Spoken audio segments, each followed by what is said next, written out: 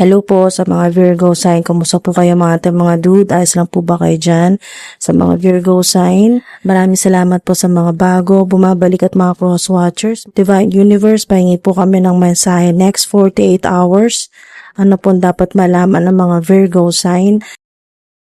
Timeless po ito na mensahe mga dude. Timeless po ito na mensahe para sa inyo. Meron kayong lost, ghosted, blocked, cut off.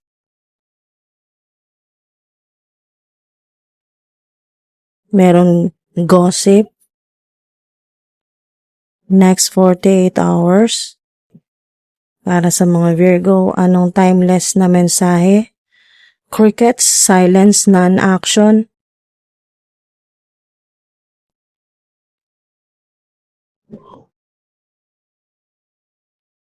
Oh, wow, meron kayong settlement.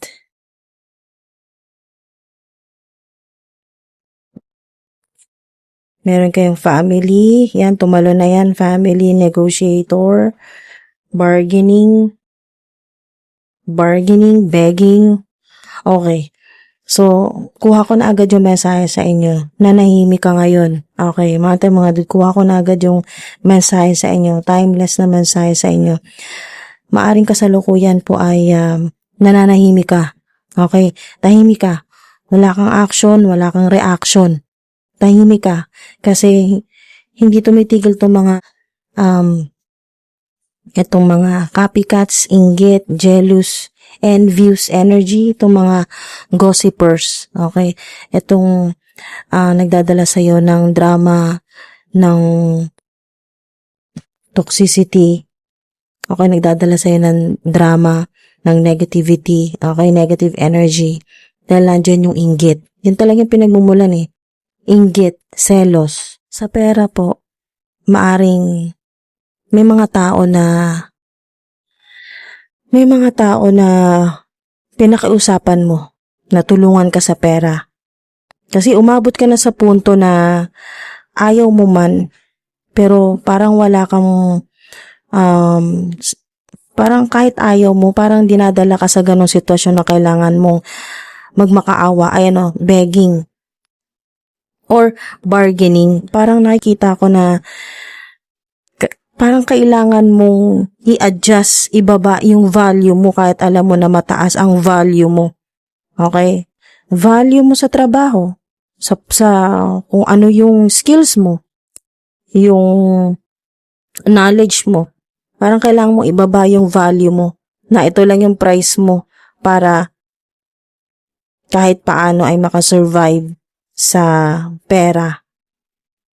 Kahit paano ay may mga kliyente, may mga customers, or merong sales.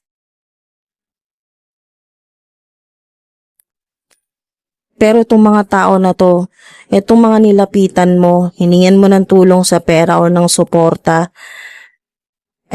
ghosted. Kasi may ghosted na energy dito eh. Ghosted, blocked. Maring binlock ka nila sa social media accounts. Okay. Binlock ka para hindi mo sila ma-chat, ma-text, matawagan, ma-email, para maputol ang communication, para hindi ka makapag-chat, text, or tawag. Ayun po, cut off. Okay, may mga tao na pinutol ang connection sa'yo. Okay, cut off. Naramdaman mo talaga yung matinding lungkot dahil nga sa rejection. Kahit na ginawa mo na lahat, nakiusap ka, nandiyan yung begging, bargaining vibe. Okay, maaring ginawa mo to dahil sa pagtulong sa pamilya, para sa mga mahal mo sa buhay. Ginawa mo to, talagang ibinaba mo yung value mo kahit na alam mong mataas ang value mo. Ibinaba mo yung ego o yung pride para kahit paano ay makatulong ka at makasurvive sa kung anumang mahirap na sitwasyon sa pera. Okay. So, sa nakikita ko dito, napagod ka na. Okay, napagod ka na humingi ng tulong kasi puro rejection nakita ko dito eh. Or hindi ka pinapansin or binablock ka. Kasi may block cut off. Talagang iniiwasan ka or iniwasan ka. So, sa ngayon, ang ginagawa mo ay kung anong kaya mo. Okay? Kung anong kaya mo, dun ka na lang nakafocus. At sa paraan na kahit paano ay makasurvive sa pera. Okay? Sa mga pangangailangan, sa mga gastusin. Mga dude. At yung mga naninira sa'yo, tahimik ka ngayon eh. Yan o, non-action, silence. Meron ka talagang, sa nakikita ko, hindi lang isang tao. Meron ding family members na merong silent treatment. Parang talagang hindi mo sila kinakausap muna.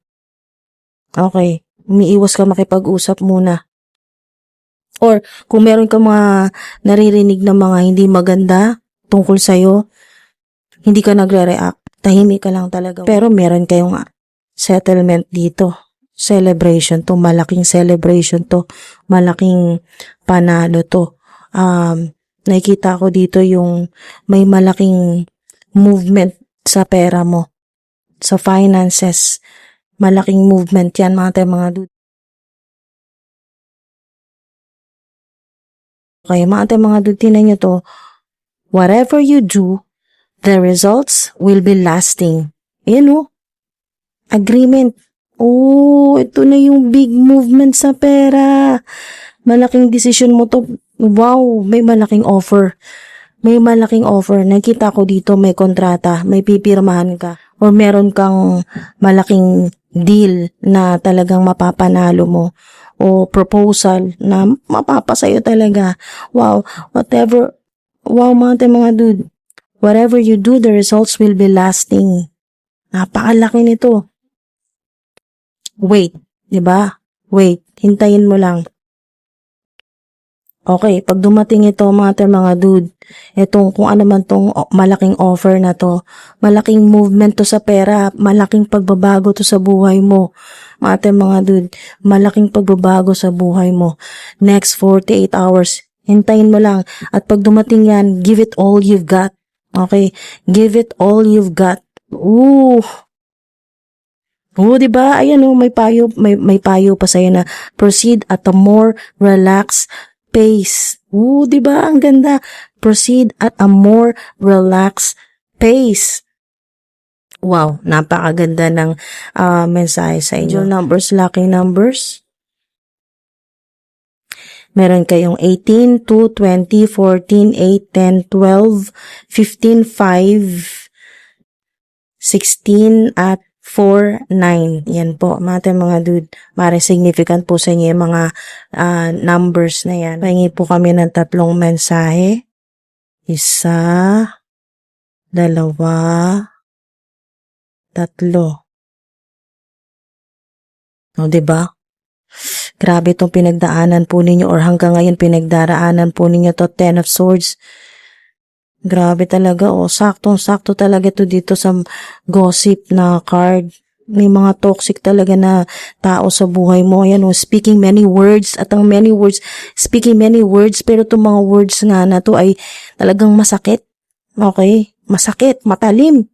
Matalim na mga salita talaga na gusto ka talagang pabagsakin. Yan po, na kayo po ay mawala na ng pag-asa at hindi na magtiwala sa sarili po ninyo. The Emperor. Talagang malaki to Malaki nga. The Emperor. Tugman-tugma sa vibe po ninyo na big, na yung vibe na magkakaroon ng big movement sa pera. The Emperor. Deserve na deserve po ninyo ang celebration or celebrations. Yan po. Settlement. May malaki din kayong matatanggap na pera kung meron man po kayong binabayaran or may kailan kayong bayaran na napakalaking amount po. Magkakaroon po kayo niyan. Ayan settlement. Mga dude. Ayan parang ang ilan po sa inyo, kung ilang beses na po kayo na nagmakaawa, sobrang hirap ng naranasan po ninyo. Yun talagang isinantabi mo yung pride mo kahit sa mga tao na ayaw mo sanang istorbohin, ayaw mo sanang hingian ng tulong dahil nanunumbat at dahil nga dito sa jealousy, dahil nga po dito sa gossip. Mga dude, ang sakit nun lalo na kung nababalitaan po ninyo na kayo po ay maaring humingi ng tulong sa pera sa tao na to or mga tao na to, pero dahil nga sa gossip card ay maaring nainggit sa iyo ang tao na to at sinisiraan ka niya sa mga nakakakilala sa iyo na kayo po ay hirap na hirap sa pera at humingi kayo ng tulong. Ganun po, gossip, yung kumakalat na talaga, yung mga ganyan, yung kumakalat na hindi maganda, speaking many words para masira ka. Yun po mga dude, para masira yung pangalan mo, yung reputasyon mo. At sa ilan na kung ganyan po, palagi po ninyo nararanasan yung ganyan, na kayo po ay nahirapan sa pera. At kung sino pa po yung ayaw ninyo sana lapitan dahil nga nanunumbat or naninira po sa inyo, dumarating sa punto na parang kailangan nyo ring humingi ng tulong sa tao na to dahil dinadala ka sa sitwasyon na parang siya yung makakatulong sa iyo sa ganong pagkakataon, ay parang talagang kahit ayaw mo man, labag man sa loob mo, ay tinatanggap mo. Okay, mga dude. So, sa mga nadala, yung parang ayaw mo na talagang humingi ng tulong sa kahit kanino, di bali nang mahirapan ka. Kaysa naman humingi ka ng tulong at yan po dahil nga may gossip card ay sinisiraan ka sa maraming tao, nakakarinig ka ng masasakit na salita mula sa tao na to na naiinggit sa'yo. So, eto na yon, pleasure after hardship, 6 of Cups. Na huwag kang madala, okay? Hindi lahat ng tao pare-pareho ang ugali. Meron pa ring tao na talagang genuine, okay? Totoo yung pagtulong at matsyempohan mo yan ngayon. Okay, mga dude, at matsyempohan mo yan. Next 48 hours, meron kang lalapitan na tao or mga tao na talagang totoong tutulong sa'yo. Okay? Reach out to others with love and compassion. Yung malalapitan mo, yung hingian mo ng tulong, basta kung kanino ka man magre-reach out, ganun din. Dahil ganun ka din, may pagmamahal ka, may compassion ka. Okay, mga dude. So, ganun din yung matatagpuan mo ng mga tao na tutulong sa'yo with love and compassion. At isa pa, good news din ito, steady gain. Okay, steady gain. Magkakaroon ka na ng pang long term talaga. Kasi nga pang long term ito eh. Matagal to na kontrata. Nakikita ko dito ang ilan, napakaswerte po ninyo dahil ito yung kontrata na ikaw na lang yung susuko. Sa nakikita ko dito, hindi lang ito pang 3 to 6 years na kontrata or kada taon ay kailangan mo mag-renew. Sa nakikita ko dito mga dude, talagang pang matagalan na talaga to. Yung hanggang sa mag-retire ka na. Okay, hanggang sa magdesisyon ka na mag-retire. Etong steady gain ay sa Emperor. Etong steady gain ay sinuportahan ng The Emperor na talagang wow. Mga dude, steady to, 4.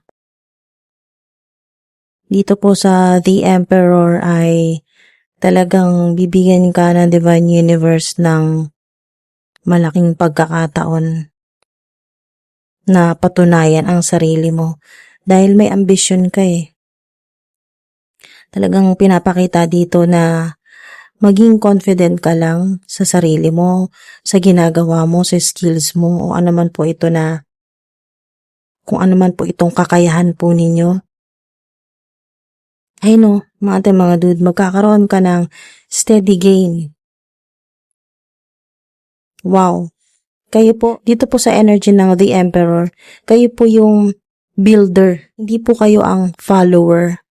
Okay, mga dude, kayo po ang leader. So, pinapakita dito na talagang may pagka-masculine. Okay, lalo na sa mga desisyon po ninyo. Masculine vibe or energy. Maaring sa ilan, magkaroon po kayo ng mentor next 48 hours na makakatulong po sa inyo para po dito sa big movement po ninyo sa pera. Okay, mga dude. Sa nakikita ko dito, marami din pong magre-reach out sa inyo. Wow. Dahil kailangan ang talent mo, ang knowledge mo or skills mo, yung abilities po ninyo, yung inyo pong product or services, yan po. Kung ano man po yung product o services po ninyo, ano man po yan na ginagawa po ninyo or pinagkakitaan, trabaho, negosyo o projects, nakita ko dito na kung gaano naging katahimik, kung gaano sobrang naging tahimik ang mundo mo, na parang pakiramdam po ninyo ay walang tumutulong, walang suporta, at iniiwasan ka ng mga taong nilalapitan mo para hingian ng tulong. Sobrang tahimik. Ito naman ngayon ang kapalit. Next 48 hours, napakalaking movement nito sa pera. Mga dude, malaking pagbabago ito sa buhay po ninyo. Focus on your home life. Okay, sinusuportahan nito yung family card.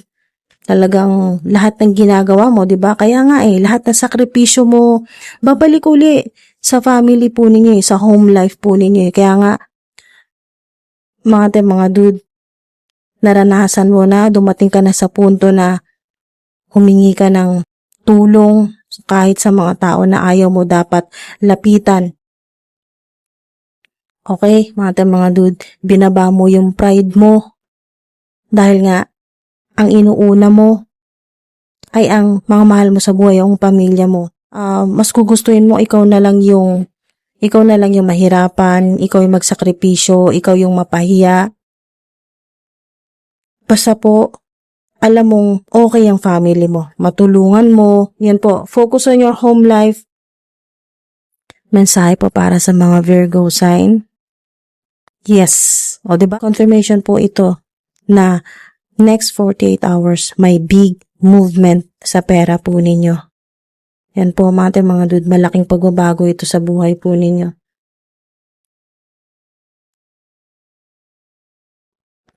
Malaking offer o opportunity o promotion po ito kasi may emperor po kayo. O kaya po ay magkakaroon kayo ng sarili po ninyong proyekto, malaking proyekto, negosyo, kumpanya, yan po sa ilan. Company, brand, wow. Diba? Something better will come instead. Something better will come instead. At yes yan, dahil meron na po kayong yes na mensahe po. May mas maganda talagang darating sa'yo. Ito yan celebration yan mga dude. Siguradong may malaking celebration or party. Or kahit po mga dude, pinapaalala din po sa inyo na kapag meron pong natapos sa malaking problema, lalo na po sa pera, ay hindi po masama na kahit paano ay hindi po kinakailangan na obligahin mo yung sarili mo na magpa-party ka, magpakain ka sa buong barangay. Hindi po ganun. Kung ano lang po yung kaya po ninyo na at least i-celebrate mo na may natapos na mahirap na chapter sa buhay mo o yung problema mo sa pera. Celebrate mo kasama ang mga mahal mo sa buhay o importante sa'yo. Yun po. Alright, so mga dude, maraming salamat po. Sana may nakuha kayong maganda dito, mapakinabangan po ninyo, makatulong po sa inyo kahit paano. Maraming salamat po. Maraming salamat po. Ingat po kayo mga dude hanggang sa susunod po.